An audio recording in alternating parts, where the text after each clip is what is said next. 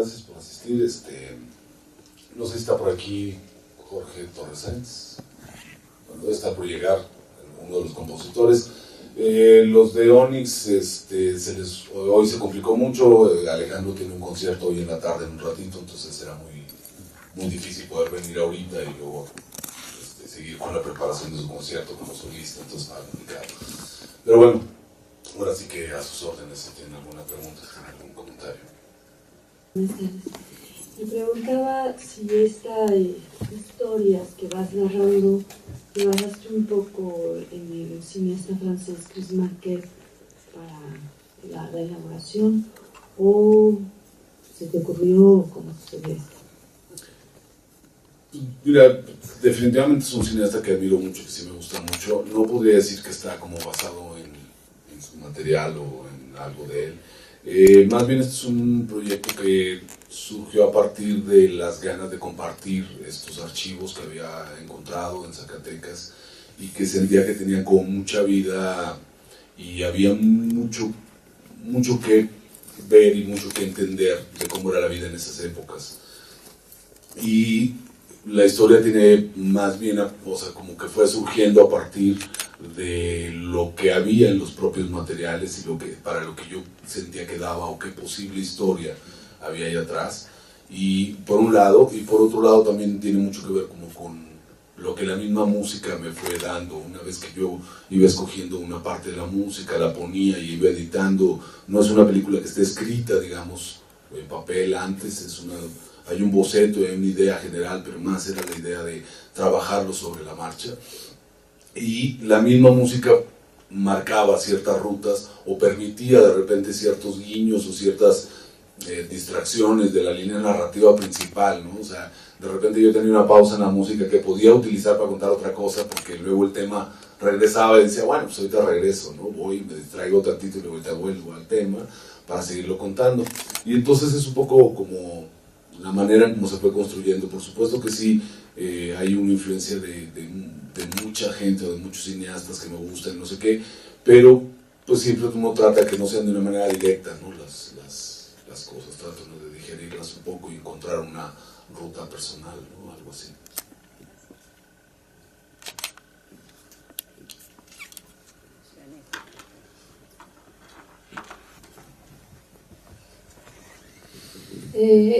Más bien que si platicaste con las personas que te dieron este material, digo, no, supongo que no todos los que aparecen en la película siguen vivos, pero los familiares que te proporcionaron el material, si te platicaron un poco las historias de cómo consiguieron las cámaras, de dónde habían filmado y eso, y qué tanto tuviste tú que investigar de la historia de Zacatecas para encontrar los lugares donde se habían filmado y qué tan importantes podrían ser como para el Estado.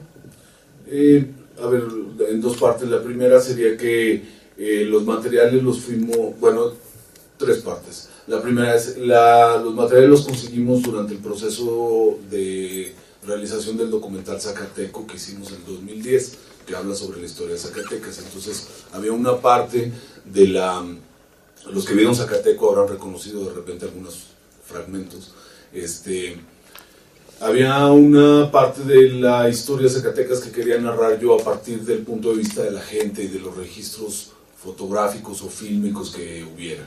Entonces hicimos una convocatoria en el estado donde conseguimos mucho material fílmico familiar en diferentes municipios. No a todos los materiales tuvimos acceso directo de primera mano con los dueños. El material original, o sea, el primero de los materiales, aquí hay 3 archivos principales y como 5 archivos adicionales. Los 3 archivos principales son el de material 9.5 milímetros, que es todo el principio de la película. Eso fue filmado en Sombrerete, Zacatecas, alrededor de 1930-1931. Ese material está bajo resguardo de la Fototeca Pedro Valtierra. No tuvimos contacto directo con los familiares porque eso ya estaba resguardado ahí, y más bien fue una colaboración que hicimos con la Fototeca para encontrar la manera de digitalizar y saber qué había en esas latas, porque son unas latas pequeñas. Los que conozcan el formato Pate Baby es una cosa casi artesanal, preciosa, unas latitas así, y pues al estar enrolladas durante tanto tiempo, no siempre guardadas en condiciones correctas, se va maltratando mucho. En ese momento, en 2010, no había en México más que una sola manera de convertir ese material, que era pasando vía Filmoteca Nacional, Filmoteca de la UNAM, para transferir eso directamente a 35 y no sé qué. Entonces era una vuelta muy larga. Hicimos otra ruta mucho más casera de digitalización, y material 1. Material 2 es el del cura, que estaba, o sea, se lo regalaron a un tío mío, y ese material ahora está bajo resguardo de la Cineteca. O sea, ya está aquí, está protegido, está guardado, está escaneado y ya está en bóveda. El material 3 es un constructor, o sea, el del constructor es un ingeniero de Zacatecas. Yo conocí ese material por un historiador de Zacatecas. Anduvimos rastreando la familia, a ver dónde lo encontrábamos. Terminamos encontrando a uno de los hijos del constructor en Morelia, y él vino, o sea, estaba muy interesado en dejar el material resguardado, pero se estaba deteriorando mucho. Las partes más maltratadas del material que estoy usando es de ese material.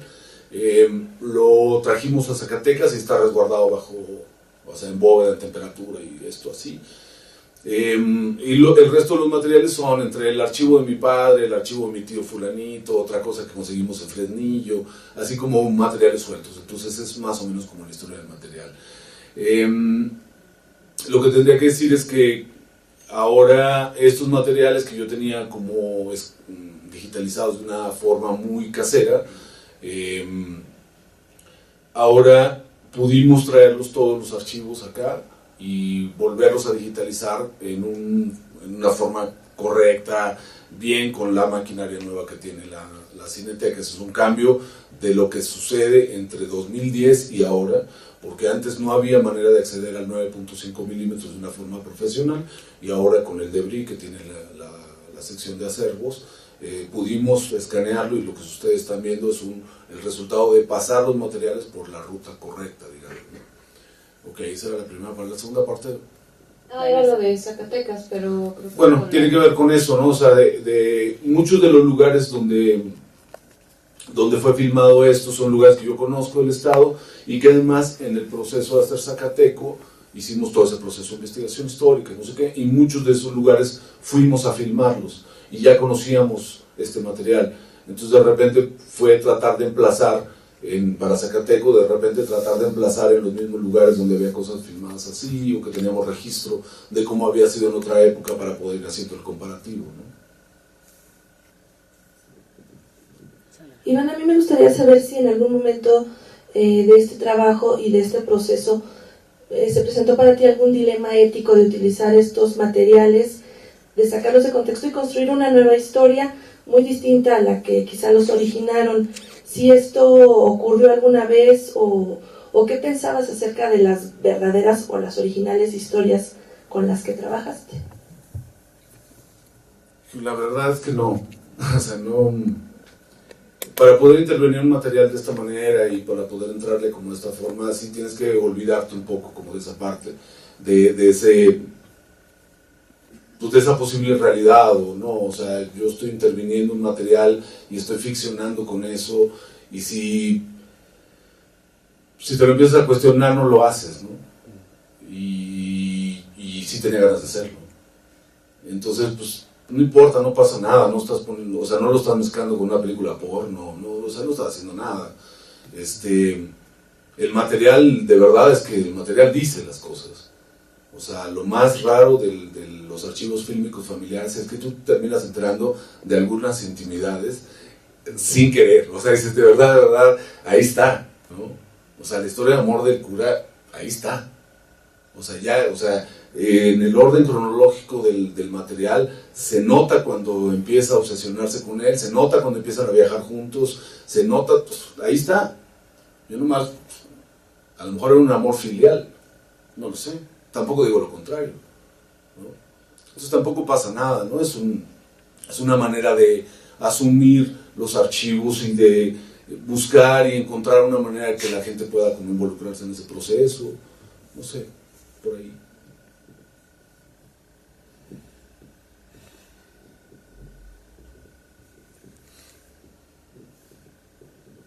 ¿Cuánto tiempo fue el proceso de todo? Desde ver los materiales, empezar a ver el guión, las frases, la edición, la revisión primera, la segunda escaneada ya profesional. Digamos que el material yo lo recopilé en el 2010.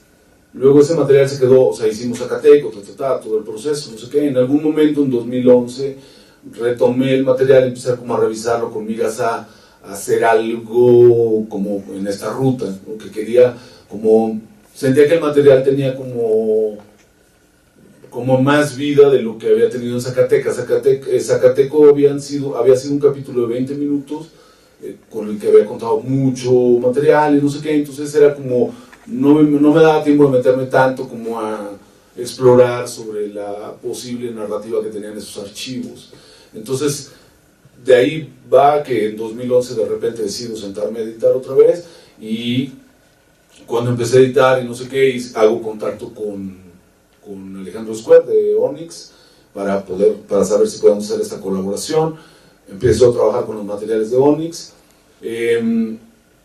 También entramos en contacto con Archivo Memoria de Cineteca, que ya estaba más asentado el proyecto de rescate de archivos fílmicos familiares. Ya estaba la máquina, pero todo estaba en proceso porque estaba en construcción, pues todavía no estaba, Cineteca estaba cerrada todavía, pero más o menos teníamos la idea de esta colaboración. O sea, mediados de 2011 hacemos todo esto, y en algún momento yo termino como esta parte a finales del año pasado, y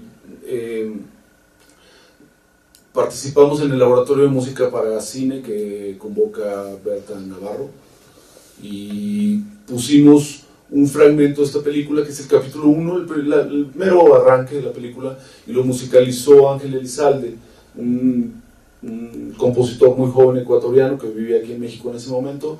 Nos gustó mucho la colaboración, y entonces por ahí cuando terminé decidí que Ángel se pusiera a componer un poco más, o sea que ya trabajáramos sobre un score, digamos, y hay una 40% aproximadamente que es de Ángel Elizalde. Terminó de componer por ahí de noviembre, diciembre, y a partir de entonces ha sido correr y correr para llegar a esta fecha, ¿no?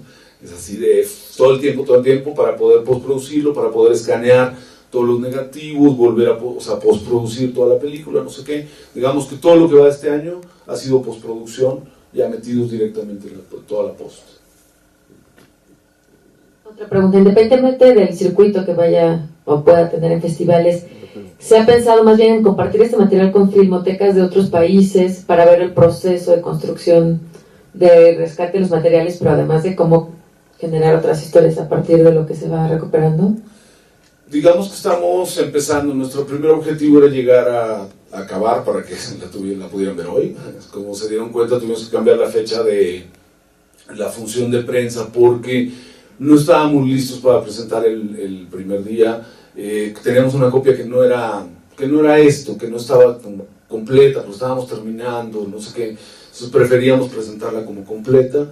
Entonces nuestro primer objetivo es llegar a presentar hoy, y es más, todavía estamos así corriendo y sudando terriblemente para poder llegar a la función del viernes musicalizado en vivo, porque pues implica un trabajar, ¿no? Estamos ensayando, ya tenemos como muy montada la obra, ya está, o sea, pero implica como muchísimo trabajo, y más bien estamos absolutamente concentrados en acabarla bien, que corra bonito la película, que corra bonito con el ensamble, porque pues imagínense esta música tocada en vivo, va a ser muy, o sea, genera otra cosa. Entonces queremos como llegar a ese punto, y una vez que ya pase el domingo, a ver qué pensamos, ¿no? O sea, estamos por inventar como toda esa parte y empezar a construirla despacito, no tener ninguna prisa. El objetivo principal es empezar a compartirlo en México, estrenar en México, compartirlo, que circule en el foro, que vaya al interior, y luego tenemos de aquí a que regrese y que termine el foro, tenemos un rato, ¿no? Entonces, no sé, y te invito para pensar.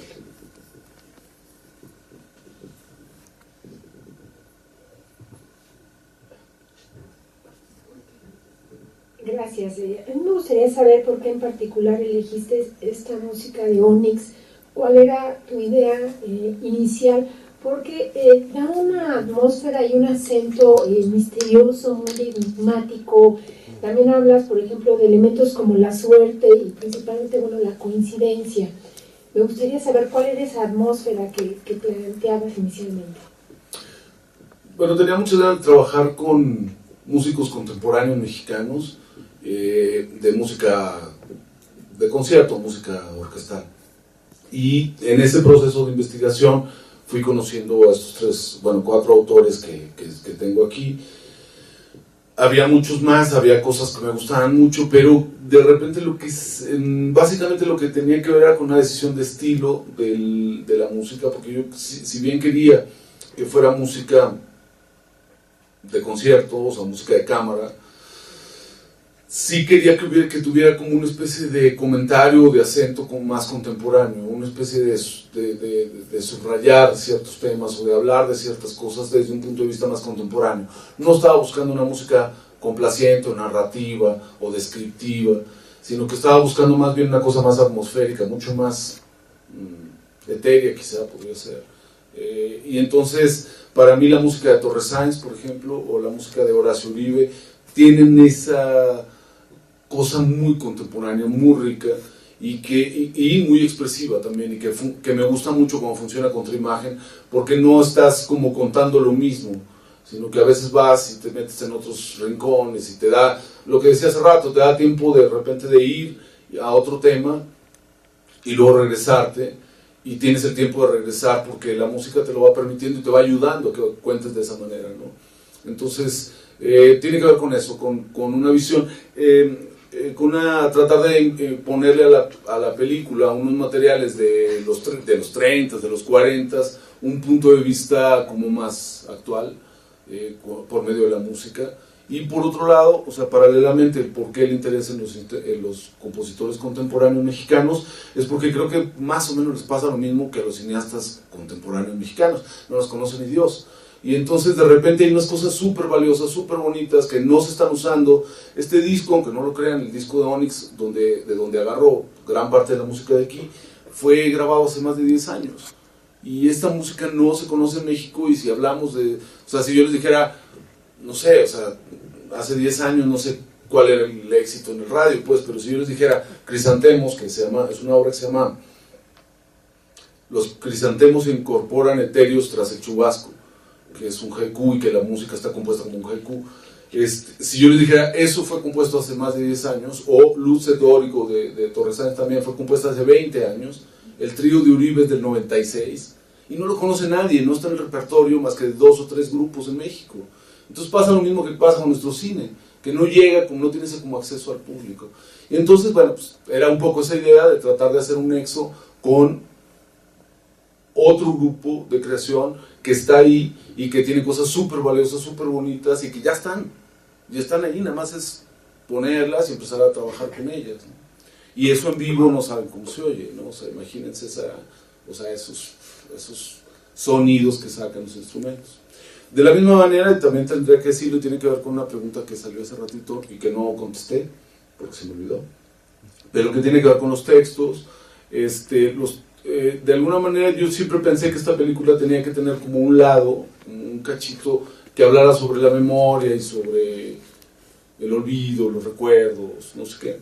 Y entonces cuando empecé a editar, cuando recién me senté a editar, había un texto que a mí siempre me ha gustado mucho y que sentía que tenía como esa línea narrativa o esa línea de exploración. Y es un texto del doctor Arnoldo Kraus, y que es un prólogo de un libro de él que habla sobre su infancia y su adolescencia en México.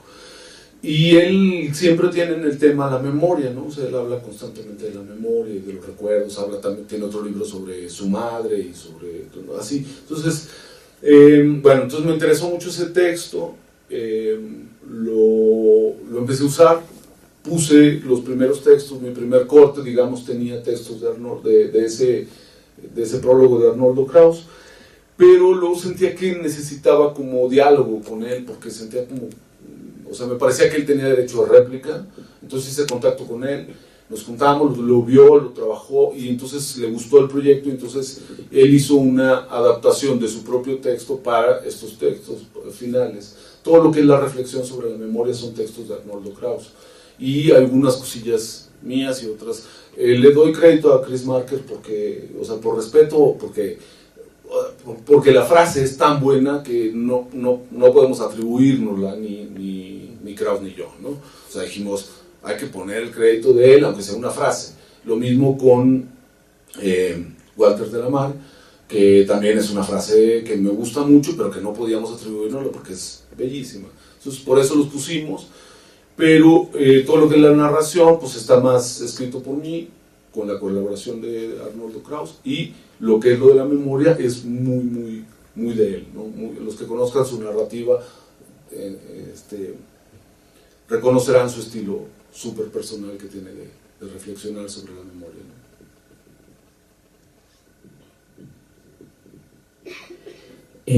¿no? Hola. ¿Qué diferencia ves, si es que hay alguna, entre estas grabaciones, estas filmaciones que se hacían hace tantos años y lo que sucede ahora aquí en la ciudad con esta abundancia de cámaras? Todo el mundo graba en todos los conciertos, en todos lados, todo el mundo está con su camarita grabando. Digo, más allá de lo evidente que es que graban un concierto, la ciudad, y ahí es el campo, pero en lo fundamental, ¿alguna diferencia? ¿Qué similitudes ves? Yo creo que como el empuje es más o menos similar, ¿no? O sea, tiene que ver con tratar, o sea, hay una especie de obsesión de registrar lo que estás viendo y como para guardarlo para tu memoria, como si el cerebro no lo estuviera guardando, ¿no? Entonces, por eso también tenía que ver como con este juego de todo lo que nosotros vemos filmado estuvo en el cerebro guardado de la misma manera, o sea, fue la misma imagen, pero en un cerebro de una persona. Pero el filmarlo nos da como posibilidad de acceso,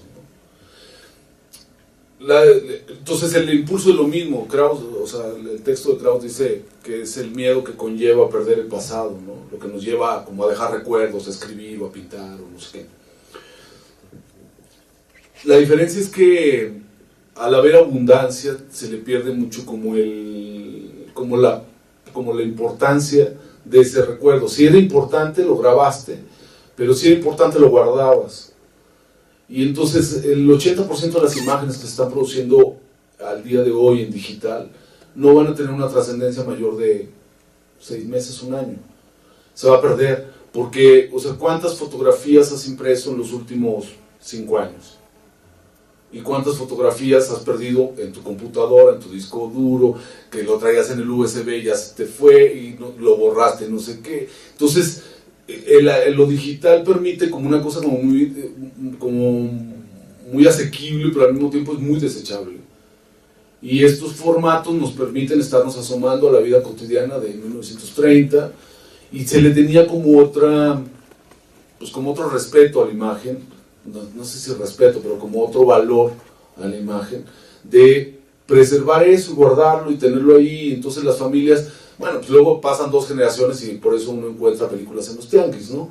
O sea, archivos completos en los tianguis, pero en general cuando está la primera o la segunda generación después de las películas, todavía le tienen ese cariño y sí quieren que se preserve. Cuando pasa la tercera generación ya no importa, pero normalmente tiene como ese valor sentimental, es como el álbum de fotografías de la abuela, ¿no? Y ese álbum de fotografías de la abuela ya no va a existir, porque además la manera como se imprime ahora tiene una durabilidad súper corta.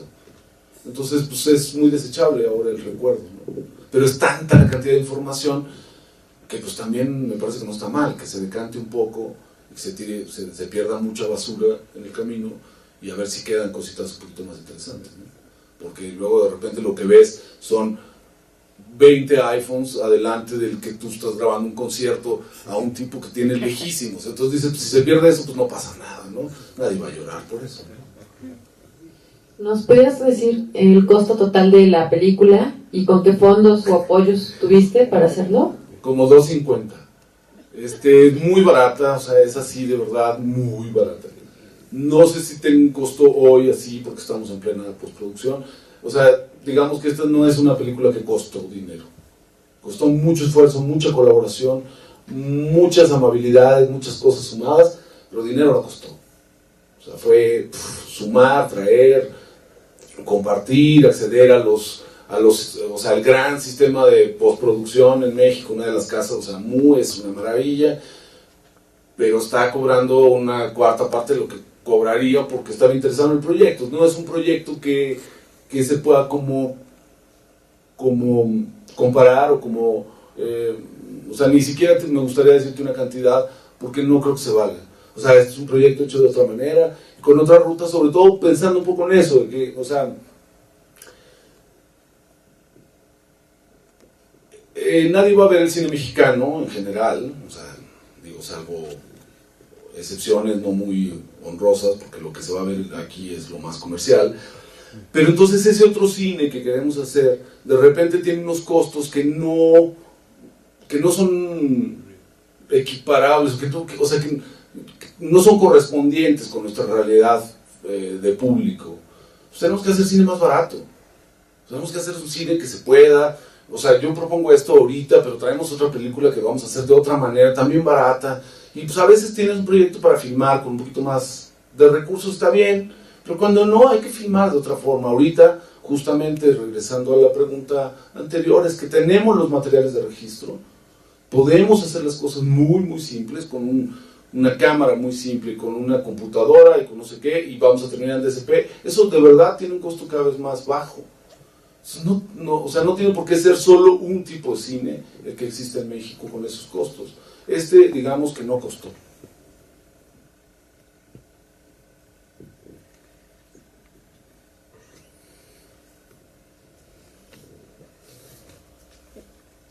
¿Alguien más? ¿Sí? Regreso, es decir, no es que no tenga un costo la película, creo que es el tiempo y la experiencia de los profesionales con los que están haciendo la película y que a veces es más valioso. Pero es justo por eso que ellos están poniendo su tiempo y es un costo especie. Pero yo creo que es importante que dentro del mercado, no es que tenga que ser comercial o no, o sea, hay un valor de inversión, de ingenio, de creatividad, de tiempo máquina, de horas operador, etcétera, que sí tiene un valor y que, bueno, se resuelve porque se trabaja en equipo, pero que sí es importante que hacia afuera tenga una valorización, no sé si completamente económica, pero que haya esa valorización del trabajo. No, por supuesto que que todo lo que está invertido ahí no es, o sea, no estamos hablando de dinero, estamos hablando de inversión de trabajo y de voluntades y de ánimos, ¿no? A lo que yo me refiero es que a mí la parte de cuánto costó económicamente no me interesa decirla, ¿no? O sea, cuánto costó, muchísimo esfuerzo, muchas ganas, muchas colaboraciones, muchos apoyos y como mucha buena voluntad de mucha gente. O sea, todos los que están ahí han estado trabajando conmigo, todos, compositores, músicos, todo lo de aquí de Cineteca, o sea, todos, así. Y eso para mí es el valor que tiene, ¿no? Bueno, pues muchísimas gracias. Les agradezco muchísimo por haber venido.